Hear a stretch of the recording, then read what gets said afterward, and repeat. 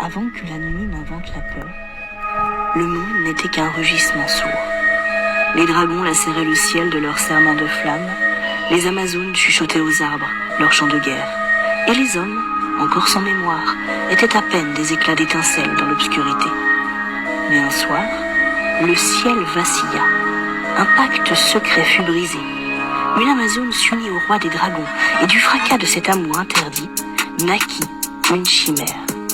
Une enfant de la foudre et du feu, sabot d'orage, crinière d'améthyste, elle que le temps n'osait encore nommer. Elle vint au monde sans un cri. Même le vent retint son souffle, courbant l'échine devant le prodige. Elle grandit là où tout commence et tout s'achève, à la frontière mouvante entre les lois, les clans et les légendes. Nul n'osait la nommer, nul ne sut la définir. Elle était la fracture vivante, la faille dans la muraille des anciens mondes. Elle cavalait sur les plaines interdites, gravissait les pics où même la lumière n'osait s'aventurer. Le tonnerre dansait dans son sillage. Les éclairs s'enroulaient à ses sabots, fidèles comme des chiens. On l'appela Sagittaire, non pour sa visée mais pour les mines qu'elle portait en elle. S'agit-il de se taire? Le monde attendait la sagesse du silence, mais elle faisait tout l'inverse. Assagie, terre à terre, pas son genre. Elle préférait déchirer les voiles du mutisme, car parfois, être sage, c'est parler quand tout s'invite à se taire. Parfois, toucher terre, c'est bondir jusqu'aux cieux. Finalement, la guerre vint. Les ombres rampèrent, les dragons tombèrent. Et le plus ancien d'entre eux, le père qu'elle n'avait jamais connu, fut frappé dans les hauteurs.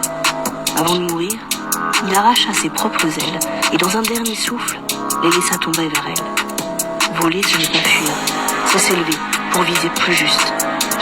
Elle les prit, rouge, brûlante, vivante encore. Et pour la première fois, le ciel vit passer une centaure ailée, mi-rêve, mi-chaos, mi-flamme. Le monde comprit. Une ère s'achevait, une autre s'ouvrait. Deux flammes, gravées dans sa chair, pas des tatouages, des serments. Kénaz, la torche. Elle éclaire, elle brûle, elle révèle. Dagaz, l'aube, le point de bascule, le moment où tout change. Elle ne porte pas ses runes, c'est les runes qui la traversent et la dirigent. Elle n'a ni royaume, ni couronne. Mais là où elle passe, les rois baissent les yeux. Elle ne promet rien, mais ses pas rallument les feux éteints.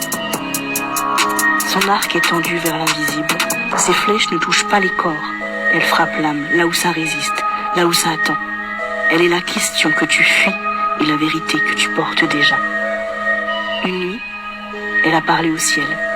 Je ne suis pas venue pour consoler. Je suis la flèche du destin. Je suis la lumière dans la brume. Je suis l'aube qui ne demande rien. Avant que la